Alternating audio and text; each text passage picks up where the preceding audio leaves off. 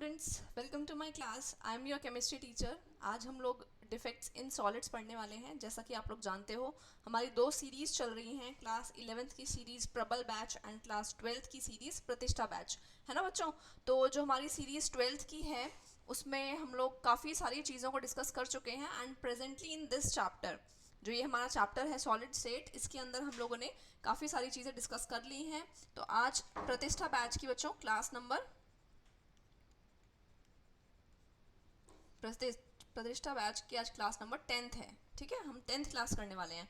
तो आज का हमारा टॉपिक होने वाला है डिफेक्ट्स इन सॉलिड्स। बच्चों, डिफेक्ट्स का मतलब क्या है? डिफेक्ट्स का मतलब है कि किस तरह के जो रेगुलरिटी चलती आ रही है उस रेगुलरिटी में क्या प्रॉब्लम आ जाएगी, सॉलिड्स के अंदर किस तरह की प्रॉब्लम्स होंगी, उसकी हम बात करेंगे। ठीक है बच्चों, तो पहला है कि जैसा कि आप लोग जानते हो कि इससे पहले हमने काफ़ी सारी चीज़ें डिस्कस कर ली हैं।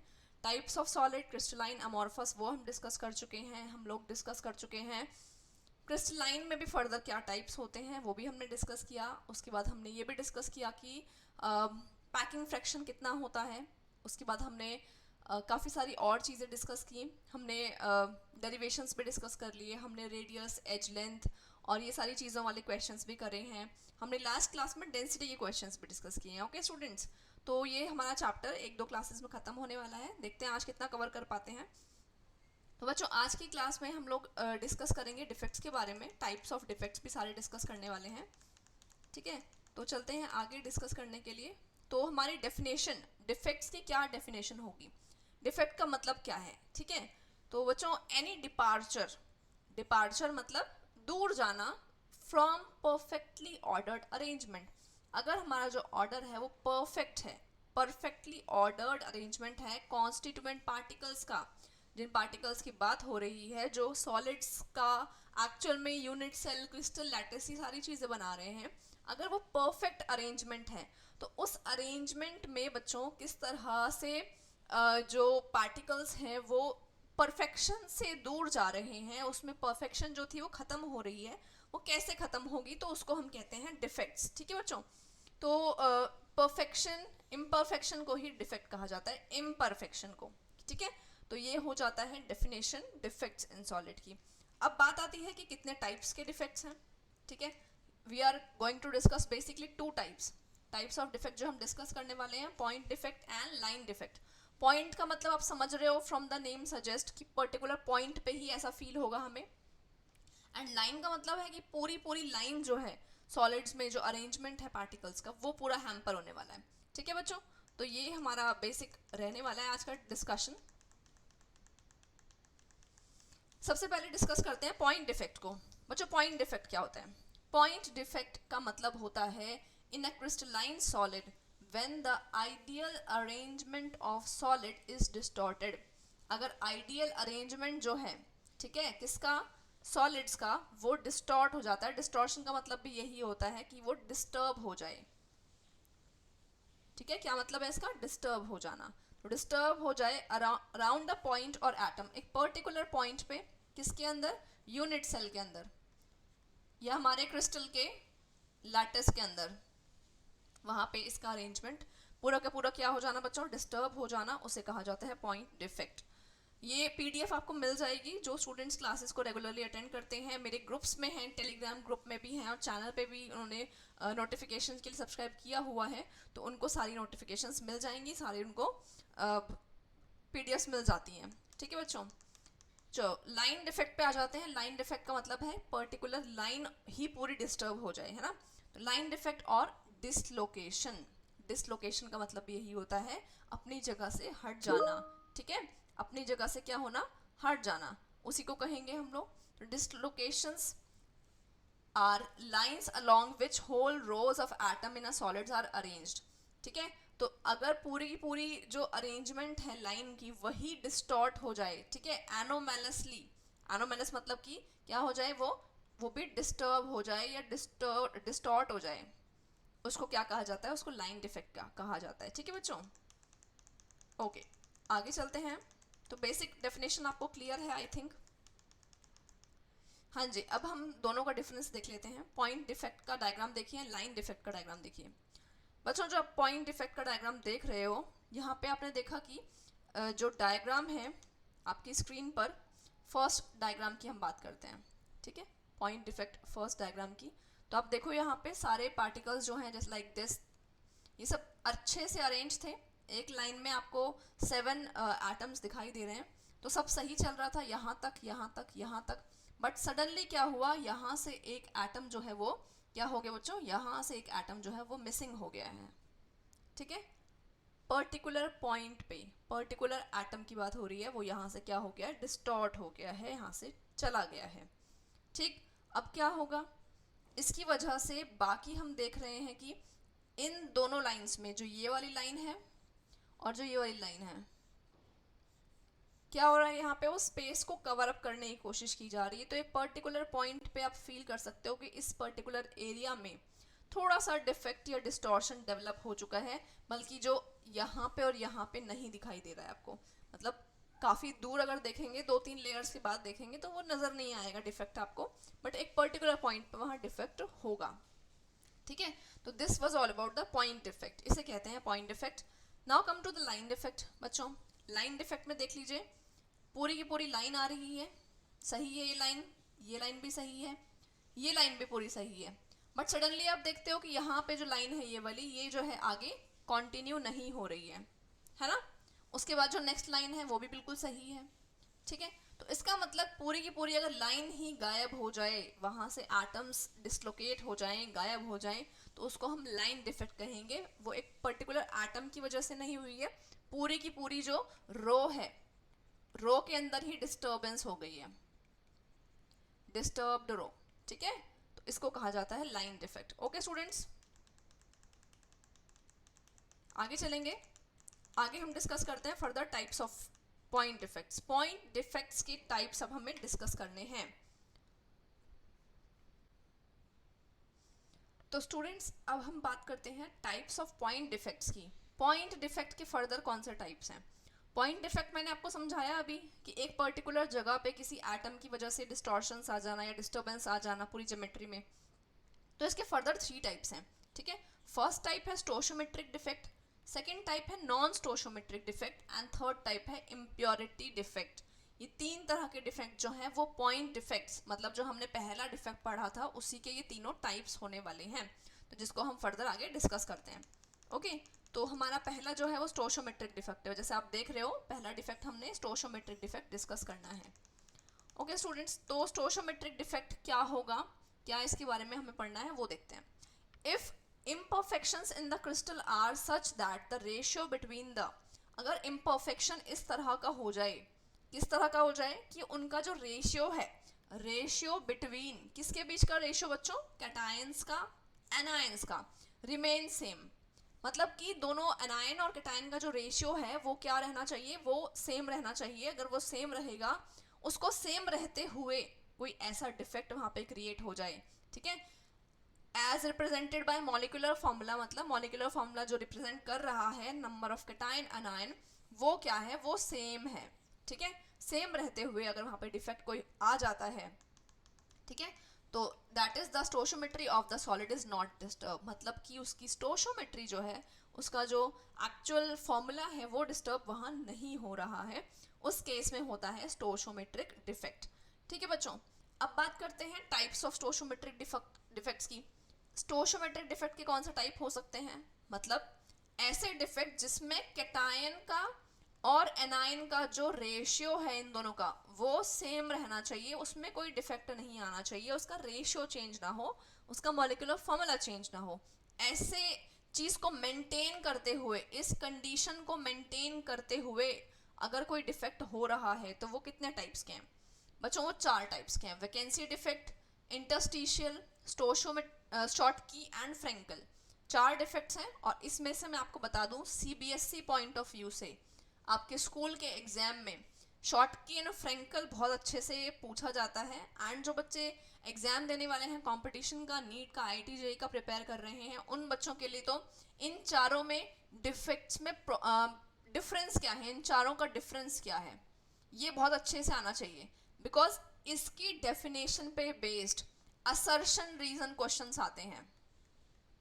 असर्शन रीजन क्वेश्चन आते हैं ना, स्टेटमेंट दी होती है, पहचानना होता है कौन सी चीज़ सही है कौन सी चीज़ गलत है। तो इन चारों की डेफिनेशंस आपको बहुत ही क्रिस्टल क्लियर होनी चाहिए माइंड में। इसमें से आपका जो इसकी स्टेटमेंट है वो आपके एग्जाम में आ सकती है। ठीक है स्टूडेंट्स, तो ये आपको बहुत अच्छे से पढ़ने हैं कि क्या चीज़, टाइप्स ऑफ स्टोशियोमेट्रिक डिफेक्ट्स। ठीक है, चलो आगे चलते हैं। तो इसके भी फर्दर स्टोशियोमेट्रिक के भी अलग टाइप्स हैं। क्या टाइप है? वैकेंसी डिफेक्ट पहला टाइप है। ठीक है, पहला टाइप वैकेंसी डिफेक्ट। वैकेंसी मतलब किसी जगह पे खाली हो जाना, कुछ है ना, वैकेंट हो जाना। तो हम एटम्स की बात कर रहे हैं, एटम वाले डिफेक्ट की बात कर रहे हैं, पॉइंट डिफेक्ट की बात कर रहे हैं। इसका मतलब नाम बता रहा है हमें, वैकेंसी डिफेक्ट वो होगा जहाँ पे कोई एटम गायब हो जाए, जहाँ पे कोई एटम अपनी जगह से गायब हो जाए, है ना। ऐसे माइंड में सोच के चलो तो आपको याद नहीं करनी पड़ेंगी चीज़ें, आपको समझ में आएंगी। क्लियर? तो इन अ क्रिस्टलाइन सब्सटेंस, अगर एक क्रिस्टलाइन सब्सटेंस के अंदर if some lattice sites are vacant, अगर अचानक से कुछ साइट्स वेकेंट हो जाएं, then the crystal is having vacancy defect. वहाँ पे क्या है, जैसे आप यहाँ देख रहे हो, यहाँ पे एक एटम की जो है वो जगह खाली हो गई है, वहाँ पे एक वैकेंसी क्रिएट हो गई है। तो क्रिस्टलाइन सब्सटेंस में अगर कोई एटम अपनी जगह से गायब हो जाता है तो उसको हम वैकेंसी डिफेक्ट कह सकते हैं। एंड इसका रिजल्ट क्या होगा बच्चों? इसका रिजल्ट ये होगा, डेंसिटी डिक्रीज हो जाएगी। डेंसिटी पे भी क्वेश्चन पूछ सकता है आपसे। अभी जो मैं आगे पढ़ाने वाली हूँ सब में डेंसिटी की बात हम करने वाले हैं। तो ऑब्वियस ही बात है ना, एटम अपनी जगह से गायब हो जाएगा तो क्या वहाँ पे डेंसिटी कम होगी या नहीं होगी? बताओ हाँ या ना। होगी ना डेंसिटी कम। तो अगर किसी जगह से कोई एटम गायब हो जाएगा तो उससे डेंसिटी जो है वो डिक्रीज हो जाएगी। क्लियर है ना ये बात? बिल्कुल ही, है ना। ओके, आगे चलते हैं नंबर 2 पे, इंटरस्टिशियल डिफेक्ट बच्चों। तो नंबर 2 इज इंटरस्टिशियल डिफेक्ट। ऐसा डिफेक्ट इंटरस्टिशियल, इंटरस्टिशियल का मतलब क्या होता है बच्चों? इंटरस्टिशियल साइट में कुछ ना कुछ वहाँ होना जहाँ इंटरस्टिशियल साइट है, या इंटरस्टिशियल वॉइड आपने सुना होगा। एटम्स के अलावा जो खाली स्पेसेस होती हैं उसको इंटरस्टिशियल साइट बोलते हैं, ये तो आपको पता है। ठीक है, तो अगर ये एटम के बीच की खाली स्पेसेस हैं इनको हम क्या बोलेंगे? इनको बोलते हैं हम लोग इंटरस्टिशियल साइट। Interstitial site. अब इसी साइट में कोई अगर आके छोटे छोटे एटम्स वहां पे सेट हो जाएं, like when some constituent particle is present in interstitial site then it is known as interstitial defect. अगर वहां पे जैसे आप देख रहे हो ग्रीन कलर में स्मॉल आपको ये दिखाई दे रहा है, लाइक दिस, ये चीज़ें आकर के छोटे छोटे एटम्स वहाँ पे एडजस्ट हो जाएं तो उससे क्या होता है, इंटरस्टिशियल साइट की जो स्पेस है वहाँ पे छोटे छोटे एटम्स सेट हो जाते हैं। एंड स्टूडेंट्स खुद सोचो यहाँ पे किस तरह के एटम्स आके लग जाते होंगे। क्या बड़े साइज के एटम्स आएंगे, क्या मेटल्स आएंगे, या छोटे साइज के एटम्स आएंगे लाइक नॉन मेटल्स? तो आपका सोचना बिल्कुल सही है कि यहाँ पे छोटे साइज के एटम्स आते हैं, स्मॉल साइज एटम्स। तो कौन से atoms generally? Hydrogen, carbon, nitrogen, oxygen. Generally ये वाले एटम्स जो हैं वो आ जाते हैं कहाँ पे? इंटरस्टिशियल साइट में। अब बच्चों इसका रिजल्ट देखिए, क्या फर्क पड़ेगा डेंसिटी पर? अगर खाली स्पेसेस में छोटे छोटे एटम्स आके सेट हो जाएंगे तो डेंसिटी पर क्या फर्क पड़ेगा? डेंसिटी मतलब क्राउडेडनेस, है ना, डेंस हो जाना और खाली स्पेस खत्म हो जाना। तो यहाँ पे क्या होने वाला है? डेंसिटी बढ़ जाने वाली है। तो यहाँ पे देख लो, in this defect density increased. Density क्या हो रही है? बढ़ रही है। डेंसिटी क्यों बढ़ रही है बच्चों? क्योंकि छोटे छोटे एटम्स जो हैं वो खाली स्पेसेस को ऑक्यूपाई करने लग गए हैं। क्लियर है ना? Okay, come to the next one. अब हम चलते हैं अगले वाले पे। Third is Schottky defect. Third is Schottky defect. बच्चों शॉर्ट की डिफेक्ट क्या होता है? In this defect, same number of cations and anions are missing from their lattice sites. अब यहाँ पे जो डिफेक्ट्स हो रहा है ना जनरली वो आयनिक में होता है, आयनिक क्रिस्टल के अंदर होगा। और जो बच्चों इससे पहले वाले जो हमने बात की थी, इससे पहले हमने वैकेंसी और इंटरस्टिशियल डिफेक्ट की बात की थी, वो जनरली मॉलिक्यूलर सॉलिड्स के अंदर होते हैं।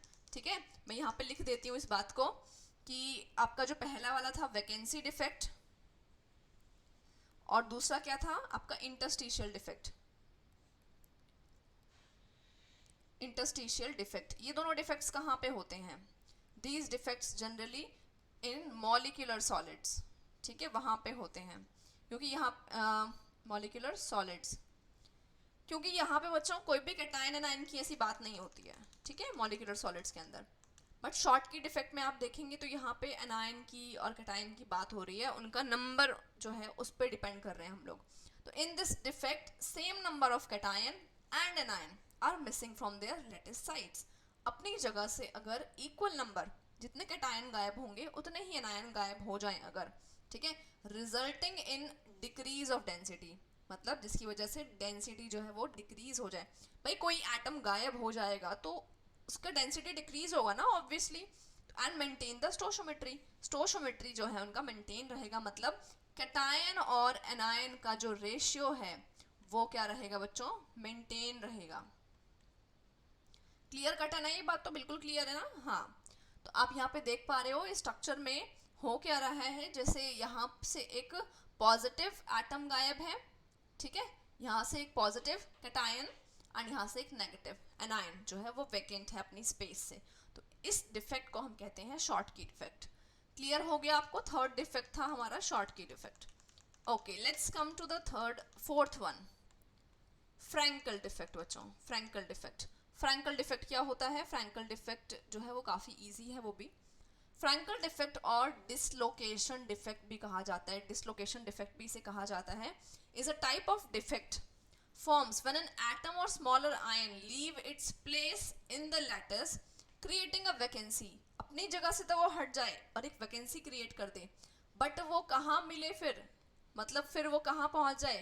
Creating a vacancy and occupy an interstitial site. अपनी जगह से तो हट जाएगा बट वो किसी इंटरस्टिशियल साइट में ट्रैप होके बैठ जाएगा। मतलब लाइक अगर मैं कहूँ आपको, आप स्ट्रक्चर देख रहे हो, डायग्राम देख रहे हो, तो यहाँ से जो एटम गायब हुआ था वो यहाँ जाके बैठ गया, ठीक है ना? उसने डिस्टरबेंस तो क्रिएट किया, एक एटम ने डिस्टरबेंस तो क्रिएट किया। क्यों? क्योंकि जो उसकी एक्चुअल साइट थी वहाँ से तो वो चला गया, कहाँ जाके बैठ गया? वो कहीं और जाके बैठ गया। तो उसने अपनी जगह तो वैकेंट कर दी एंड कहाँ जाके बैठ गया? वो इंटरस्टिशियल साइट के अंदर, ठीक है। क्या इससे डेंसिटी पे कोई फर्क पड़ने वाला है? सोचो, खुद बताओ मेरे को, क्या डेंसिटी पर कोई फर्क पड़ेगा? क्या वो क्रिस्टल से ही बाहर चला गया एटम? नहीं, है ना, क्रिस्टल से बाहर नहीं गया। तो बच्चों वो डेंसिटी जो है और न्यूट्रलिटी मेंटेन रहेगी, क्योंकि वो क्रिस्टल को छोड़ के नहीं गया है, वो इंटरस्टिशियल साइट में बैठा हुआ है। ओके स्टूडेंट्स, तो हमने कितना पढ़ लिया अभी? हमने पढ़ा है, सबसे पहले हमने पढ़ा कि पॉइंट, मैं लिखवा देती हूँ आपको यहाँ पे शॉर्ट में एक बार, हमने पढ़ा पॉइंट डिफेक्ट, ठीक है, और पढ़ा लाइन डिफेक्ट। पॉइंट में हमने फिर से टाइप्स पढ़े। कौन से टाइप्स पढ़े? पॉइंट जो होते हैं वो तीन टाइप के होते हैं, स्टोशियोमेट्रिक, नॉन स्टोशियोमेट्रिक एंड आपके इम्प्योरिटी डिफेक्ट्स, तीन तरह के होते हैं, ठीक है, stoichiometric, non stoichiometric and impurity defects, ये पढ़ा हमने। फिर स्टोशियोमेट्री में फर्दर 4 टाइप्स पढ़े हमने। कौन से टाइप्स पढ़े? एक तो वैकेंसी डिफेक्ट, एक इंटरस्टिशियल डिफेक्ट, एक शॉर्ट की डिफेक्ट और एक Frenkel defect. I hope I made you clear कि हमने कितने टाइप्स पढ़ लिए। तो बच्चों हमने अभी यहाँ पे सिर्फ क्या क्या पढ़ा है? हमने पढ़ लिया पॉइंट डिफेक्ट, हमने पढ़ लिया स्टोशियोमेट्रिक डिफेक्ट और हमने पढ़ लिया वैकेंसी, इंटरस्टिशियल, शॉर्ट की एंड फ्रैंकल डिफेक्ट। ये 4 हमने डिफेक्ट्स जो है इनको हमने कवर कर लिया है, ठीक है स्टूडेंट्स। तो इसके बाद जो है हम लोग पढ़ने वाले हैं नॉन स्टोशियोमेट्रिक डिफेक्ट्स, उनकी बातें करेंगे हम लोग, ठीक है। आई होप आपको यहाँ तक सारा क्लियर हो गया होगा। तो स्टूडेंट्स अब हम लोग नॉन स्टोशियोमेट्रिक डिफेक्ट्स और इम्प्योरिटी डिफेक्ट्स को डिस्कस करेंगे। तो अभी हम लोग ने स्टोशियोमेट्रिक डिफेक्ट्स डिस्कस किया था, तो it is the second type. Second type हमारा क्या है? नॉन स्टोशियोमेट्रिक डिफेक्ट, ठीक है। इसको हम डिस्कस करेंगे डिटेल में क्या होता है। तो स्टोशियोमेट्रिक डिफेक्ट में हमने पढ़ा कि कैटायन एनायन का जो रेशियो है, कैटायन का और एनायन का जो रेशियो है वो मेंटेन रहना चाहिए, ऐसे डिफेक्ट्स होने चाहिए। तो उसको हमने क्लियर कट पढ़ लिया है, ठीक है। तो come to the non stoichiometric defects, इस पे आगे चलते हैं। तो नॉन स्टोशियोमेट्रिक डिफेक्ट्स बच्चों क्या होते हैं? Due to imperfection in the ratio in the crystal, the ratio of cations to the anions become different। अब यहाँ पे कैटायन का और जो एनायन का रेशियो है वो डिफरेंट हो जाने वाला है, डिफरेंट हो सकता है from that indicated by the ideal chemical formula. जो केमिकल फॉर्मूला डिनोट कर रहा है उससे सेपरेट, उससे अलग जो है वो हो सकता है यहाँ पे फॉर्मूला। तो such defects are called non stoichiometric defect. ठीक है बच्चों, बहुत क्लियर सी बात है, बहुत इजी सी बात है। नॉन स्टोशियोमेट्रिक, स्टोशियोमेट्री मतलब आपको बताया था मैंने, एलिमेंट्स का जो कैलकुलेशन है वो सारी चीज़ें यहाँ पे डिस्टर्ब हो जाती हैं। ठीक है, अब टाइप्स क्या हैं इसके बच्चों? टाइप है इसमें फर्दर 2 टाइप्स हैं। कौन से? मेटल एक्सेस और मेटल डेफिशिएंट। भाई 2 चीज़ें हैं, एक तो है कैटायन और एक है एनायन, है ना। कैटायन कौन बनाता है? कैटायन बनाते हैं मेटल्स। मेटल्स इलेक्ट्रॉन को लूज करने के बाद बना देते हैं कैटायंस। ठीक है, तो अब कैटायन अगर एक्सेस में होगा, ठीक है, तो भी दोनों में रेशियो डिफरेंस हो जाएगा, क्योंकि कैटायन एक्सेस नॉन और जो एनायन है वो लेस नंबर में हो जाएगा। ठीक है, तो पहला टाइप तो ये हो गया। दूसरा टाइप मेटल डेफिशिएंसी। अब इसका मतलब भी तो वही है, अगर मेटल कम हो जाएगा, जो कैटायन है उसका नंबर कम हो जाएगा तो एनायन का नंबर बढ़ जाएगा, है ना। यहाँ पे आप देख लो, अगर मैं दोनों की बात कर रही हूँ तो पहले वाले केस में बोल रहे हैं मेटल एक्सेस हो जाए, ये ज़्यादा हो जाएगा तो एनायन कम हो जाएगा। सेकेंड केस बोल रहा है मेटल की डेफिशिएंसी, अगर ये नंबर लेस हो जाएगा तो एनायन का नंबर इंक्रीज हो जाएगा। तो in total what we are talking about, we are talking about कि इनका रेशियो डिफरेंट हो जाए। ठीक है, जैसा कि फॉर्मूला बताया जाता है वैसा ना रहे। ठीक है बच्चों, चलिए पहले टाइप पे चलते हैं, मेटल एक्सेस की बात कर लेते हैं। तो मेटल एक्सेस का मतलब क्या है? मेटल एक्सेस का मतलब है by anion vacancy. Metal excess कब हो सकता है? कैटायन और एनायन में से ये चीज़ एक्सेस कब हो सकती है? ये चीज़ एक्सेस जब होगी जब या तो आपका क्या हो जाए, एनायन वैकेंसी क्रिएट हो जाए, मतलब एनायन अपनी जगह से चला जाए, तो अपने आप ही कैटायन ज़्यादा दिखाई देगा कंपैरेटिवली। ठीक है, बाय एनायन वैकेंसी का मतलब है a negative ion may be missing from its lattice site। अपनी जगह से जो नेगेटिव आयन है वो अपनी जगह से मिसिंग हो जाए, वहां से हट जाए। Leaving a hole which is occupied by electron. अपनी जगह से वो हट जाएगा तो वहां पे क्या क्रिएट हो जाएगा बच्चों? होल क्रिएट हो जाएगा। क्यों? क्योंकि वहां से एनायन गायब हो गया। बट उस जगह पे क्या आ जाए? एक इलेक्ट्रॉन आके बैठ जाए, वहां पे एक इलेक्ट्रॉन उस स्पेस को ऑक्यूपाई कर ले। कहाँ एनायन, कहाँ इलेक्ट्रॉन? इलेक्ट्रॉन का साइज तो बहुत छोटा होगा ना। Thereby maintaining the electrical balance, electrical neutrality तो बैलेंस हो जाएगी। क्यों? क्योंकि इलेक्ट्रॉन उस जगह पे आ गया, तो जो चार्जेस हैं वो बैलेंस हो जाएंगे। ठीक है, this electron trapped in the anion vacancies are called F centres. बच्चों एफ सेंटर्स बहुत पूछा जाता है एग्जाम में, तो अब ये क्या मतलब है इसका? This electron trapped in the anion vacancies are called F centres. जो ये इलेक्ट्रॉन ट्रैप हो जाते हैं उस स्पेस में, उस पर्टिकुलर जगह पे, उसको एनायन वैकेंसीज बोलते हैं। एंड वहाँ पे जो इलेक्ट्रॉन आ जाए तो उसको एफ सेंटर कहा जाता है, एफ सेंटर। ठीक है बच्चों, and they impart colour to the system, colour to the crystal. ये रीज़न है कि काफ़ी सारे क्रिस्टल्स जो होते हैं वो अच्छे से कलर जो है वो प्रोवाइड कराते हैं। तो ये एफ सेंटर पे क्वेश्चन जो है वो आ सकता है आपके स्कूल एग्जाम में, सीबीएसई में भी आ सकता है और एंट्रेंस में भी आ सकता है, क्योंकि ये काफ़ी इंपॉर्टेंट है एफ सेंटर। ठीक है, तो होता क्या है इसकी वजह से, कौन से कलर आते हैं, कहाँ पे कलर आते हैं, उनकी बात कर लेते हैं। तो दीज इलेक्ट्रॉन्स ट्रैप्ड इन, जो ये इलेक्ट्रॉन ट्रैप हो जाते हैं वैकेंट साइट पे, किसकी वैकेंट साइट पे? एनायन की वैकेंट साइट पे। ठीक है, एनायन की वैकेंट साइट पे जब ये इलेक्ट्रॉन ट्रैप हो जाते हैं बच्चों, तो उसको हम क्या कहते हैं? उसको हम कहते हैं these electrons trapped in vacant site absorbs energy of white light। ये absorb करते हैं एनर्जी को, giving yellow colour, yellow colour देंगे NaCl के क्रिस्टल में। NaCl का क्रिस्टल जो है वो येलो कलर अगर इम्पार्ट करता है तो वो एफ सेंटर की वजह से करता है। And similarly in lithium LiCl, lithium chloride में पिंक कलर जो आता है उसका भी यही रीजन है। And excess of potassium in KCl, KCl के केस में भी जो वॉयलेट कलर आता है वो आता है एफ सेंटर वाले फिनोमिना की वजह से। तो आपको याद कर लेना है इसको। NaCl में क्या कलर आता है बच्चों? येलो। ठीक है, LiCl में क्या कलर आता है आपका? पिंक। ठीक, और जो KCl है उसमें क्या कलर आता है आपका? वॉयलेट। ये ध्यान रखना है, इसको नोट कर लेना है। इन कलर्स का रीज़न क्या है, एफ सेंटर। ठीक है, ये इलेक्ट्रॉन जो एनर्जी एब्जॉर्ब करता है, एक्साइटेड लेवल में पहुंच जाता है, एंड जब वापस आता है उसी एनर्जी को रिलीज करता है, एमिट आउट कर देता है, तो जिसकी वजह से कलर क्या आ जाता है बच्चों, कलर आ जाता है आपका। जो कलर है वो उसी एनर्जी वापस जाने से, बाहर जाने से कलर दिखाई देता है। ठीक है, और ये कलर जो है वो अच्छे से इम्पार्ट होते हैं क्रिस्टल्स के अंदर। ठीक है, तो इनको हम कहते हैं एफ सेंटर्स। ये काफ़ी इंपॉर्टेंट था। अब यहाँ पे डायग्राम देख लेते हैं। हो क्या रहा है इस डायग्राम में बच्चों, जो बड़े साइज में दिखाए हुए हैं वो एनायन है। एनायंस जो होते हैं वो बड़े साइज के होते हैं, कंपैरेटिवली बिग होते हैं किससे, कैटायन से।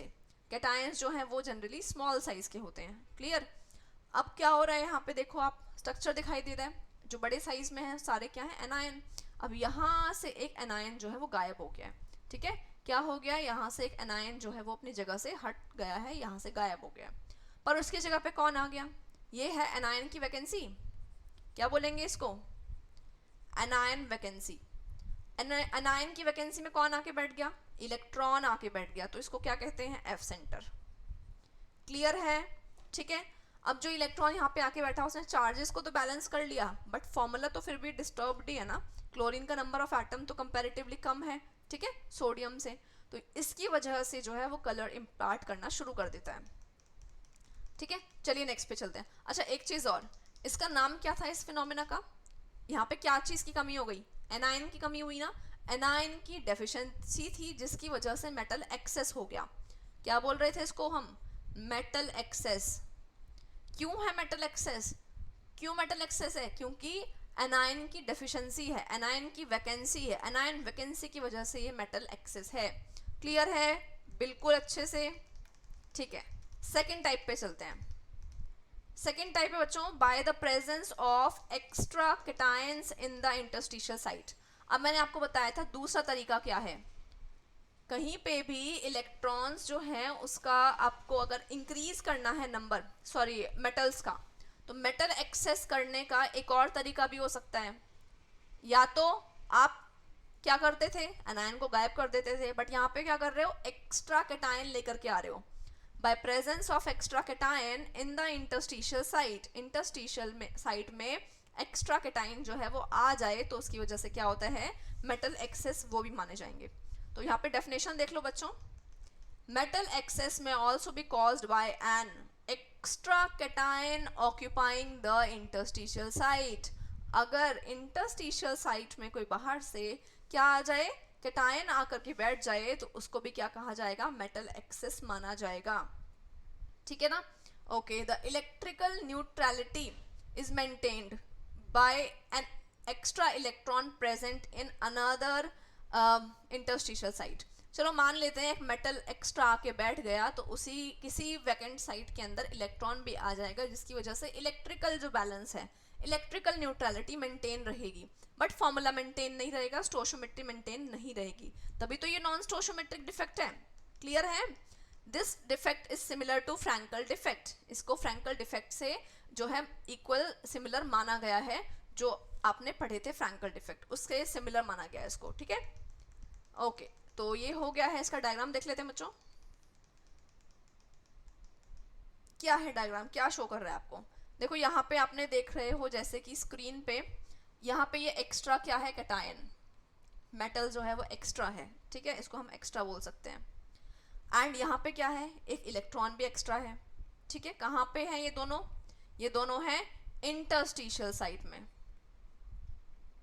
इंटरस्टिशियल साइट में प्रेजेंट है, जिसकी वजह से क्या हो रहा है, चार्ज तो बैलेंस हो रहा है, बट स्टोशियोमेट्री जो है वो स्टिल नॉट बैलेंस्ड है। ठीक है बच्चों, पर मेटल एक्सेस माना जाता है इसको भी। क्या माना जाता है इसको, मेटल एक्सेस। क्यों मेटल एक्सेस है, क्योंकि आप काउंट करोगे तो number of cations are more comparatively more than anions. ठीक है, चलिए, ये तो था ए, जिसमें हमने पढ़ा कि मेटल की एक्सेस किस तरह से करवाई जा सकती है, या तो एनायन को कम कर दो या फिर मेटल जो है उसको और ऐड कर दो। दो तरीके मैंने करा दिए हैं। अब बी पार्ट पे चलते हैं, जो है मेटल की डेफिशिएंसी कब होगी, कैसे होगी। ठीक है, उसको पढ़ते हैं। तो बच्चों मेटल की डेफिशिएंसी की बात कर लेते हैं। This defect occurs when metals show variable valency, अगर कोई मेटल जो है वो वेरिएबल वैलेंसी शो करता है, एंड ऐसे बहुत सारे हैं जो शो करते हैं। जैसे आपको पता होगा आयरन जो है +2 में भी एग्जिस्ट करता है एंड +3 में भी एग्जिस्ट करता है, ठीक है। सिल्वर भी इस तरह से करता है, एंड और इसके अलावा कौन करता है बच्चों, कॉपर भी इसी तरह से करता है, ठीक है। गोल्ड इसी, सिल्वर नहीं गोल्ड करता है इस तरह से, ठीक है। तो ये आपके कुछ ऐसे एग्जाम्पल्स हैं जो एक से ज़्यादा वैलेंसीज शो करते हैं। तो मेटल डेफिशिएंसी वहीं होती है जहाँ पे मेटल्स जो हैं वो वेरिएबल वैलेंसी शो करना स्टार्ट कर देते हैं, that is in transition metals. Transition metal मतलब कि आपको बच्चा D block elements, D block elements ऐसे होते हैं जो वेरिएबल वैलेंसीज शो करते हैं। तो the defect usually occurs due to missing of a cation from its lattice site and the presence of cation having higher charge। मान लीजिए कि दो कैटायंस जो हैं वो अपनी जगह से मिसिंग हो जाएं, ठीक है, मतलब कि एक +1 वाले जो हैं वो दो अपनी जगह से हट जाएं, पर वहीं पे कहीं पे ऐसा आ जाए जिसकी +2 वैलेंसी हो, ठीक है। Example +2 instead of +1 in the adjacent lattice site, अगर जो है इस तरह से हो जाए तो उसको माना जाएगा मेटल डेफिशिएंसी के अंदर। कैसे, दोबारा एक्सप्लेन कर देती हूँ। This defect occurs when metals show variable valency, पहली बात। एग्जाम्पल क्या है, ट्रांजिशन मेटल्स।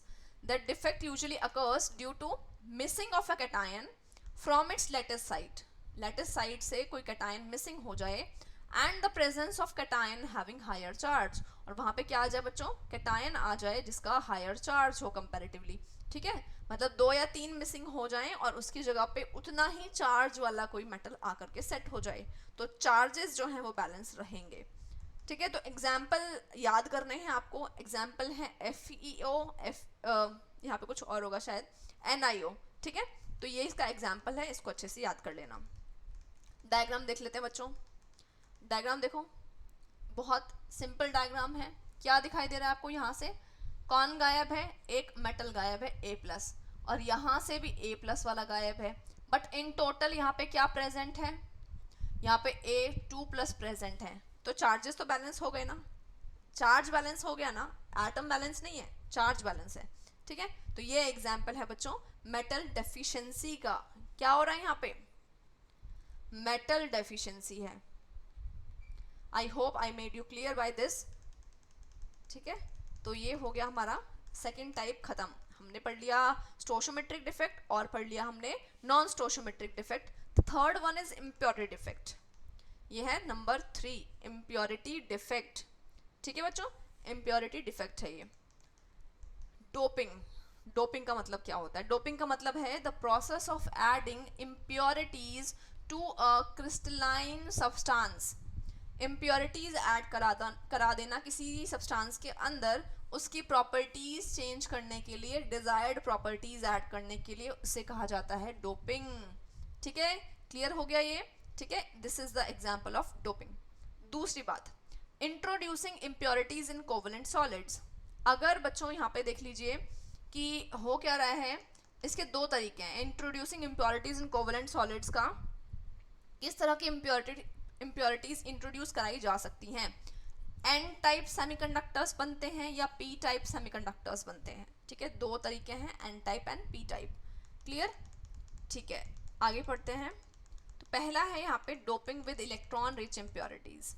पहला जो है यहाँ पे वो है इलेक्ट्रॉन रिच इम्प्योरिटीज से अगर हम डोपिंग कराते हैं तो क्या होने वाला है बच्चों। देखो, ग्रुप नंबर 14 एलिमेंट्स, मतलब कार्बन वाली जो फैमिली है,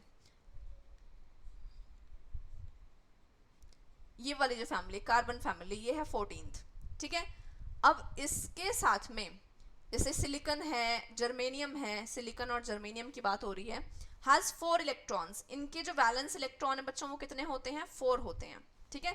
तो अगर मैं सिलिकॉन की बात करूं तो उसके साइड में 4 वैलेंस इलेक्ट्रॉन्स दिखाए जाते हैं इस तरह से, ठीक। क्लियर है इतना। Has 4 electrons in its valence shell and its normally 4 covalent bond. जैसे कार्बन जो है वो 4 कोवेलेंट बॉन्ड्स बनाता है, उसी तरह से सिलिकॉन भी 4 कोवेलेंट बॉन्ड बनाएगा विद द नेबरिंग एटम्स, अपने आसपास के नेबरिंग एटम्स के कंपैरिजन में, ठीक है बच्चों, विद द नेबरिंग एटम्स, उनके साथ में, ठीक है। लाइक कार्बन जो है 4 बॉन्ड बनाता है, इसी तरह से सिलिकॉन जो है वो भी 4 बॉन्ड्स बनाएगा। When it is doped with group 15 elements, अगर मान लीजिए इसके आसपास 15 जो एलिमेंट है वो ला दिया जाए, when it is doped with group 15 elements, अगर उसके साथ में इसको डोपिंग करा दी जाए तो बेटा ग्रुप 15 का जो एलिमेंट होगा ना उसके वैलेंस इलेक्ट्रॉन 5 होंगे, ठीक है, 5 वैलेंस इलेक्ट्रॉन्स होंगे। अगर एग्जांपल लें हम फॉस्फोरस का या आर्सेनिक का, मतलब कार्बन से नेक्स्ट फैमिली कौन सी होती है, नाइट्रोजन फैमिली होती है ना। मान लीजिए कि ये जो फैमिली है ये आपकी नाइट्रोजन फैमिली है, कार्बन से नेक्स्ट है, इन सब में वैलेंस इलेक्ट्रॉन कितने होते हैं, 5 होते हैं, ठीक है। जैसे फॉस्फोरस है, आर्सेनिक है, इन सब में these have 5 valence electrons, इनके पास 5 वैलेंस इलेक्ट्रॉन्स हैं in the valence shell. After forming 4 covalent bonds, the 5th electron is free. 4 covalent बनाने के बाद मान लीजिए अगर हमने क्या किया है, फॉस्फोरस को लगा दिया सिलिकॉन के बीच में कहीं पे, तो उसके पास 1 इलेक्ट्रॉन एक्स्ट्रा बच जाएगा। 4 कोवलेंट बॉन्ड बनाने के बाद उसका जो 5वां इलेक्ट्रॉन होगा वो फ्री रहेगा। और जो फ्री रहता है वो क्या करता है, काम तो करता नहीं है। अगर तुम फ्री रहोगे तो क्या करोगे, घूमने जाओगे ना इधर उधर, तो वो इलेक्ट्रॉन जो फ्री है वो क्या करेगा, अपनी जगह पे बैठा तो रहेगा नहीं, वो भी घूमेगा। तो क्या करेगा, gets delocalised and increase conductivity, delocalised हो जाएगा और कंडक्टिविटी को इंक्रीज करेगा। कंडक्टिविटी इंक्रीज करने का मतलब इधर उधर घूमेगा तो इलेक्ट्रॉन के फ्लो को क्या कहेंगे, इलेक्ट्रॉन के फ्लो को हम उस केस में क्या कहते हैं, इलेक्ट्रिक करंट कहते हैं बच्चों, ठीक है। बहुत सिंपल सी बात है। As the conductivity is due to negatively charged electrons, negatively charged वो उसको छोड़ते हैं, अभी वाला डायग्राम देख लो आप। देखो जर्मेनियम था, जर्मेनियम हर जगह आप जर्मेनियम को देख रहे हो, जर्मेनियम को हर जगह देख रहे हो आप, कितने कितने इलेक्ट्रॉन्स दिखाई दे रहे हैं बच्चों इसके आसपास में, 4 इलेक्ट्रॉन्स, हर जगह 4 इलेक्ट्रॉन्स हैं इसके, ठीक है। कितने बॉन्ड्स बना रहा है, अगर मैं कहूँ, अगर आप इस तरह देखो तो ये 1 बॉन्ड बनाया है इसने, ये दूसरा बॉन्ड बनाया है, ये तीसरा बॉन्ड और चौथा बॉन्ड, 4 बॉन्ड्स बना रहे हैं हर जर्मेनियम। क्लियर है ना ये बात। अगले वाले स्ट्रक्चर को देखो जरा, अगर वहां से हमने उसको हटा दिया और हटाने के बाद हमने क्या किया, वहां पे जैसे ही फॉस्फोरस लगा दिया जर्मेनियम को हटा करके, तो फॉस्फोरस के पास बच्चों 5 इलेक्ट्रॉन्स है, ये 5 इलेक्ट्रॉन्स हैं, ठीक है। 4 तो बॉन्ड बना रहे हैं, ये बॉन्ड बना रहा है, ये बॉन्ड बना रहा है, ये बॉन्ड बना रहा है, ये भी बॉन्ड बना रहा है।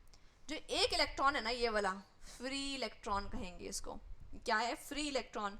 क्या करेगा, ये घूमेगा इधर उधर, घूमेगा तो क्या करेगा, कंडक्ट करेगा। क्या कंडक्ट करेगा, इलेक्ट्रिसिटी कंडक्ट करेगा। क्लियर है ये बात, इलेक्ट्रिसिटी को कंडक्ट करेगा, ठीक है। तो यहाँ पे इलेक्ट्रिसिटी जो कंडक्ट हो रही है वो किसकी वजह से हो रही है, इलेक्ट्रॉन की वजह से, एक्स्ट्रा इलेक्ट्रॉन की वजह से, क्योंकि ये सारे जो जर्मेनियम थे ये तो 14 ग्रुप के एलिमेंट्स थे, और जो इसके बीच में हमने फॉस्फोरस लगाया, फॉस्फोरस तो 15 ग्रुप का एलिमेंट है, तो हमने इसकी डोपिंग किसके साथ में करवाई, हमने 14th ग्रुप के एलिमेंट्स की डोपिंग 15th ग्रुप के एलिमेंट के साथ करवा दी, जिसको हम क्या बोल रहे हैं, हम इसको कह रहे हैं कि यहाँ पे हमने क्या करवाई है, डोपिंग करवा दी है, ठीक है ना। तो मतलब इम्प्योरिटी ऐड करवा दी है। अब इसकी वजह से यहाँ पे इलेक्ट्रिकल कंडक्टिविटी बढ़ जाएगी। इलेक्ट्रिकल कंडक्टिविटी अगर बढ़ जाती है, ठीक है, तो ये गुड कंडक्टर बन जाएगा, तभी इनको हम सेमीकंडक्टर्स बोलते हैं। इसको तभी हम देखो एन टाइप सेमीकंडक्टर्स बोल रहे हैं। अब यहाँ पे कंडक्टिविटी नेगेटिव पार्टिकल की वजह से आई है, इलेक्ट्रॉन की वजह से आई है, इसीलिए इसको एन बोल रहे हैं। एन का मतलब होता है नेगेटिव। यहाँ पे नेगेटिव पार्टिकल ने कंडक्टिविटी इंक्रीज करी है, जो इलेक्ट्रॉन है उसने करी है, इसलिए इसको एन टाइप कहा जा रहा है। इसको समझो एक बार, इस डेफिनेशन को क्या बोला जा रहा है इसमें, as the conductivity is due to negatively charge electron, negatively charge electron की वजह से ये जो सेमीकंडक्टर है वो बना है।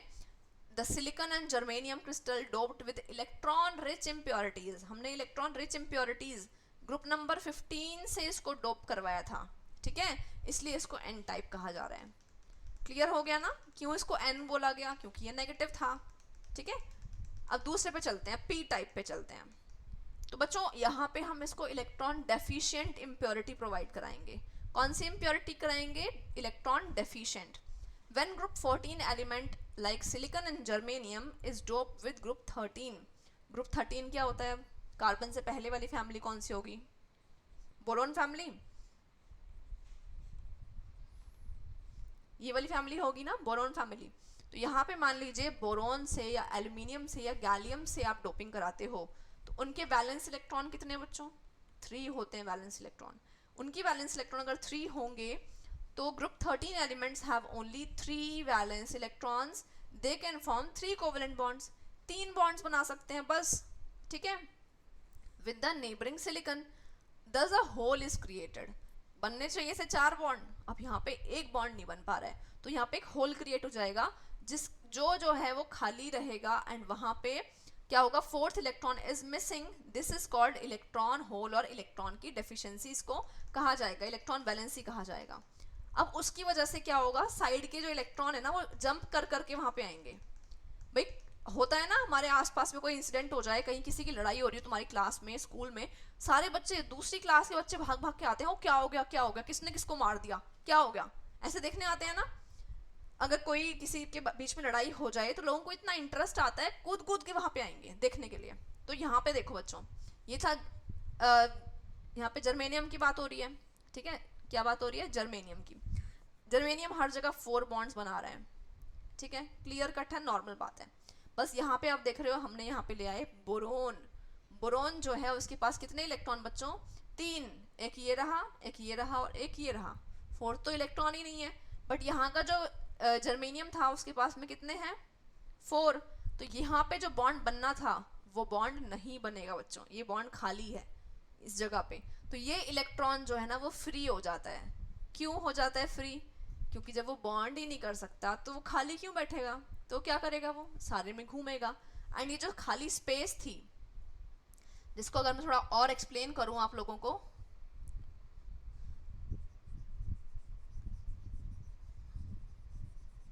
अब यहाँ पे क्या चीज क्रिएट हो गई बच्चों? यहाँ पे क्रिएट हो गया, जो ये खाली जगह है ना, इस जगह को बोल रहे हैं होल, ठीक है, यहाँ पे इसको क्या बोल रहे हैं? होल बोल रहे हैं। अब यहाँ पे और इलेक्ट्रॉन्स आएंगे देखने के लिए, अरे भाई क्या हो गया, कहाँ पे होल क्रिएट हो गया। मान लो यहाँ से इलेक्ट्रॉन जंप करके यहाँ पे आ गया, जो इलेक्ट्रॉन जंप करके इसकी जगह पे आया, अब उसकी जगह पे क्या हो जाएगा? होल।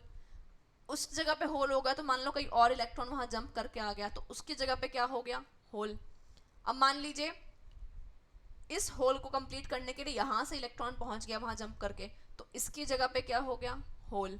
तो ये होल जो है ना वो हर जगह ट्रैवल करते रहेंगे, उस होल को भरने के लिए दूसरा इलेक्ट्रॉन आएगा, उसकी खुद की जगह पे होल हो जाएगा, ठीक है, खाली खुद की जगह वैकेंट हो जाएगी। अब यहाँ पे बच्चों इलेक्ट्रिकल कंडक्टिविटी किस वजह से हो रही है? इलेक्ट्रॉन क्यों घूम रहे हैं आसपास में, क्यों इलेक्ट्रॉन देख रहे हैं, इधर उधर कूद रहे हैं? क्योंकि वहाँ पे होल क्रिएट हो रहा है। बेटा होल का मतलब है इलेक्ट्रॉन की डेफिशिएंसी, मतलब पॉजिटिव माना जाएगा इस होल को, इसीलिए इसको पी टाइप सेमीकंडक्टर बोलते हैं, क्योंकि यहाँ पे कंडक्टिविटी जो है पॉजिटिव चीज की वजह से हुई है। आई रिपीट अगेन, यहाँ पे देखो ये जो लिखवाया है, क्या लिखा हुआ है, इस पॉइंट को डिस्कस करते हैं। Electron from the neighbouring atom can jump to fill up this electron hole. हमारी आदत है ना कूद कूद के दूसरी बातों में जाके घुसने की, भाई क्या हो रहा है, क्या हो रहा है। तो जो आसपास के इलेक्ट्रॉन है, जब वो उस होल को देखने के लिए आएंगे तो खुद तो वहां सेट हो जाएंगे और उसी खुद की जगह होल में कन्वर्ट हो जाएगी। Then the electron hole is created at around the site. वहां पे क्या क्रिएट हो जाएगा? इलेक्ट्रॉन होल क्रिएट हो जाएगा, ठीक है। In this manner the electrons and positive hole moves. Electron आते जाएंगे उनकी जगह पे और होल कहीं कहीं बनता जाएगा, जिसकी वजह से इलेक्ट्रिकल कंडक्टिविटी हो जाएगी, इसीलिए इसको पी टाइप सेमीकंडक्टर कहा जाता है, ठीक है। तो बच्चों एक चीज ध्यान रखना है यहाँ पे कि एन टाइप कौन क्रिएट करता है? नेगेटिव चार्ज की वजह से होता है ना, तो एन टाइप कौन क्रिएट करता है? एन टाइप क्रिएट करते हैं 15 ग्रुप के एलिमेंट्स, ठीक है। पी टाइप कौन क्रिएट करता है? 13 ग्रुप के एलिमेंट्स, ये ध्यान रखना है, ठीक है, ये चीज को आप ध्यान रखोगे। चलिए स्टूडेंट्स, आज के लिए इतना ही। आज की क्लास में हमने पूरे डिफेक्ट्स सारे stoichiometric, non stoichiometric, impurity defects complete कर लिए हैं। तो आज की क्लास में इतना ही, और एक क्लास और लगेगी हमारी जिसमें मैं आपको कंप्लीट करवा दूंगी